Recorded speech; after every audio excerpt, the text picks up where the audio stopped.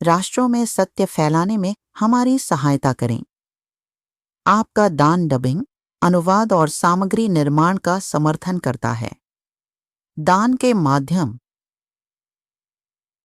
अब आइए हम परमेश्वर के वचन को पढ़ें।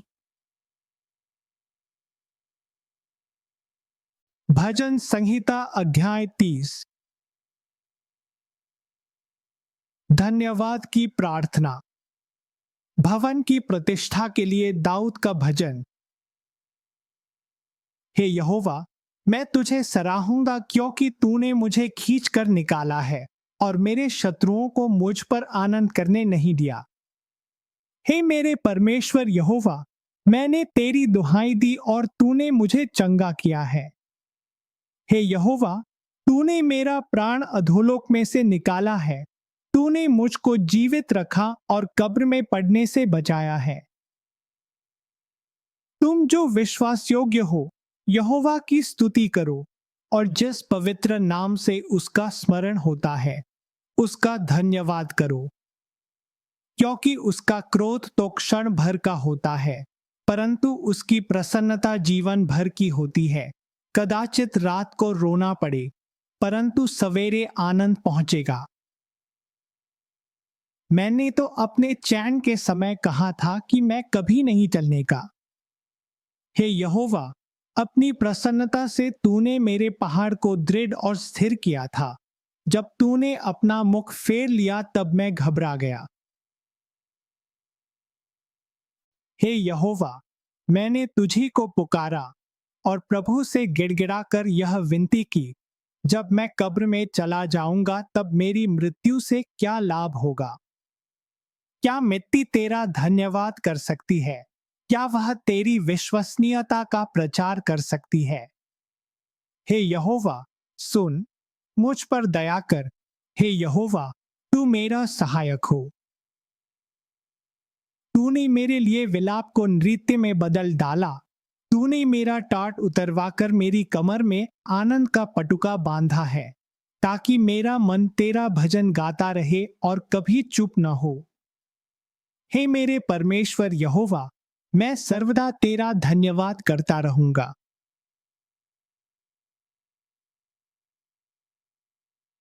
प्रेरितों के काम अध्याय 5।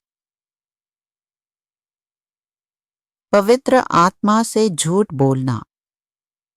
हनन्याह नामक एक मनुष्य और उसकी पत्नी सफीरा ने कुछ भूमि बेची और उसके दाम में से कुछ रख छोड़ा, और यह बात उसकी पत्नी भी जानती थी, और उसका एक भाग लाकर प्रेरितों के पांवों के आगे रख दिया। परंतु पतरस ने कहा, हे हनन्याह, शैतान ने तेरे मन में यह बात क्यों डाली है कि तू पवित्र आत्मा से झूठ बोले और भूमि के दाम में से कुछ रख छोड़े? जब तक वह तेरे पास रही, क्या तेरी न थी? और जब बिक गई तो उसकी कीमत क्या तेरे वश में न थी? तूने यह बात अपने मन में क्यों सोची? तूने मनुष्यों से नहीं, परंतु परमेश्वर से झूठ बोला है। ये बातें सुनते ही हनन्याह गिर पड़ा और प्राण छोड़ दिए, और सब सुनने वालों पर बड़ा भय छा गया। फिर जवानों ने उठकर उसकी अर्थी बनाई और बाहर ले जाकर गाड़ दिया। लगभग 3 घंटे के बाद उसकी पत्नी, जो कुछ हुआ था न जानकर, भीतर आई। तब पतरस ने उससे कहा, मुझे बता, क्या तुमने वह भूमि इतने ही में बेची थी? उसने कहा, हाँ, इतने ही में। पतरस ने उससे कहा, यह क्या बात है कि तुम दोनों प्रभु के आत्मा की परीक्षा के लिए एक साथ सहमत हो गए? देख, तेरे पति के गाड़ने वाले द्वार ही पर खड़े हैं और तुझे भी बाहर ले जाएंगे।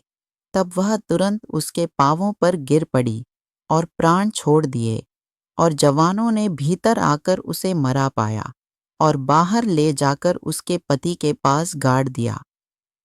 और सारी कलीसिया पर और इन बातों के सब सुनने वालों पर बड़ा भय छा गया।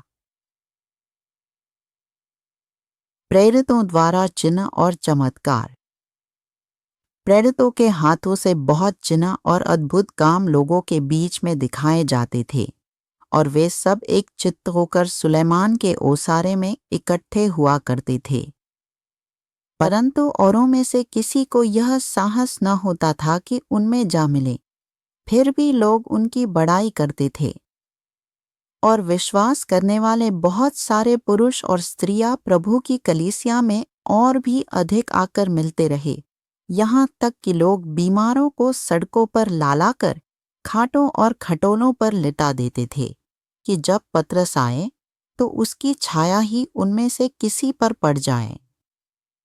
और यरूशलेम के आसपास के नगरों से भी बहुत लोग बीमारों और अशुद्ध आत्माओं के सताए हुओं को लाकर इकट्ठे होते थे और सब अच्छे कर दिए जाते थे। प्रेरितों को बंदी गृह में डालना। तब महायाजक और उसके सब साथी जो सदूकियों के पंथ के थे ईर्ष्या से भर उठे और प्रेरितों को पकड़कर बंदीगृह में बंद कर दिया। परंतु रात को प्रभु के एक स्वर्गदूत ने बंदीगृह के द्वार खोलकर उन्हें बाहर लाकर कहा, जाओ, मंदिर में खड़े होकर इस जीवन की सब बातें लोगों को सुनाओ। वे यह सुनकर भोर होते ही मंदिर में जाकर उपदेश देने लगे। परंतु महायाजक और उसके साथियों ने आकर महासभा को और इस्राएलियों के सब प्राचीनों को इकट्ठा किया और बंदीगृह में कहला भेजा कि उन्हें लाए। परंतु अधिकारियों ने वहां पहुंचकर उन्हें बंदीगृह में न पाया और लौटकर संदेश दिया, हमने बंदीगृह को बड़ी सावधानी से बंद किया हुआ और पहरे वालों को बाहर द्वारों पर खड़े हुए पाया, परंतु जब खोला तो भीतर कोई न मिला। जब मंदिर के सरदार और प्रधान याजकों ने ये बातें सुनी तो उनके विषय में भारी चिंता में पड़ गए कि उनका क्या हुआ। इतने में किसी ने आकर उन्हें बताया, देखो, जिन्हें तुमने बंदीगृह में बंद रखा था वे मनुष्य मंदिर में खड़े हुए लोगों को उपदेश दे रहे हैं। तब सरदार अधिकारियों के साथ जाकर उन्हें ले आया, परंतु बलपूर्वक नहीं, क्योंकि वे लोगों से डरते थे कि उन पर पथराव न करें। उन्होंने उन्हें फिर लाकर महासभा के सामने खड़ा कर दिया और महायाजक ने उनसे पूछा, क्या हमने तुम्हें चिताकर आज्ञा न दी थी कि तुम इस नाम से उपदेश न करना? फिर भी देखो, तुमने सारे यरूशलेम को अपने उपदेश से भर दिया है और उस व्यक्ति का लहू हमारी गर्दन पर लाना चाहते हो। तब पतरस और अन्य प्रेरितों ने उत्तर दिया, मनुष्यों की आज्ञा से बढ़कर परमेश्वर की आज्ञा का पालन करना ही हमारा कर्तव्य है। हमारे पूर्वजों के परमेश्वर ने यीशु को जिलाया, जिसे तुमने क्रूस पर लटकाकर मार डाला था। उसी को परमेश्वर ने प्रभु और उद्धारकर्ता ठहराकर अपने दाहिने हाथ से सर्वोच्च किया कि वह इस्राएलियों को मन फिराव और पापों की क्षमा प्रदान करे। और हम इन बातों के गवाह हैं और पवित्र आत्मा भी, जिसे परमेश्वर ने उन्हें दिया है, जो उसकी आज्ञा मानते हैं। यह सुनकर वे जल उठे और उन्हें मार डालना चाहा। परंतु गमलीएल नामक एक फरीसी, जो व्यवस्थापक और सब लोगों में माननीय था, महासभा में खड़े होकर प्रेरितों को थोड़ी देर के लिए बाहर कर देने की आज्ञा दी। तब उसने कहा, हे इस्राएलियों, जो कुछ इन मनुष्यों से करना चाहते हो, सोच समझ के करना, क्योंकि इन दिनों से पहले थियोदास यह कहता हुआ उठा कि मैं भी कुछ हूँ, और कोई 400 मनुष्य उसके साथ हो लिए, परंतु वह मारा गया, और जितने लोग उसे मानते थे सब तितर बितर हुए और मिट गए। उसके बाद नाम लिखाई के दिनों में यहूदा गलीली उठा और कुछ लोग अपनी ओर कर लिए, वह भी नाश हो गया, और जितने लोग उसे मानते थे सब तितर बितर हो गए। इसलिए अब मैं तुमसे कहता हूँ, इन मनुष्यों से दूर ही रहो और उनसे कुछ काम न रखो, क्योंकि यदि यह योजना या काम मनुष्यों की ओर से हो तब तो मिट जाएगा, परंतु यदि परमेश्वर की ओर से है तो तुम उन्हें कदापि मिटा न सकोगे। कहीं ऐसा न हो कि तुम परमेश्वर से भी लड़ने वाले ठहरो। तब उन्होंने उसकी बात मान ली और प्रेरितों को बुलाकर पिटवाया और यह आज्ञा देकर छोड़ दिया कि यीशु के नाम से फिर बातें न करना। वे इस बात से आनंदित होकर महासभा के सामने से चले गए कि हम उसके नाम के लिए निरादर होने के योग्य तो ठहरे।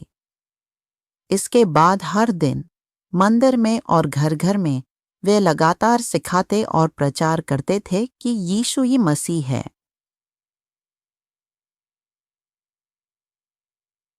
ईश्वर का वचन हर दिन नया हो।